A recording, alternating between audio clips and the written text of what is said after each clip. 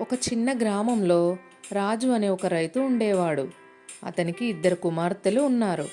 పెద్దమ్మాయి పేరు ఉమా, చిన్న అమ్మాయి పేరు రమ.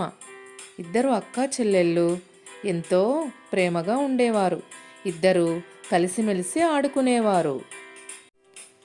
ఒకరోజు రాజు తన పొలంలో ఉన్న ఒక పెద్ద చెట్టును నరికించమని పనివాళ్లకు చెప్తాడు.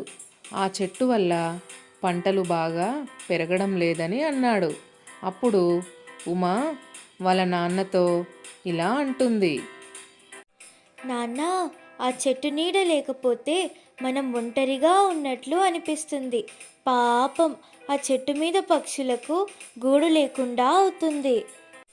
అప్పుడు రమ వాళ్ళ నాన్నతో ఇలా అంటుంది. అవును నాన్నగారు, ఆ చెట్టును నరికేస్తే మాకు ఎండల నుండి రక్షణ ఉండదు. ఆ చెట్టు మాకు ఆడుకోవడానికి నీడనిస్తుంది నాన్న.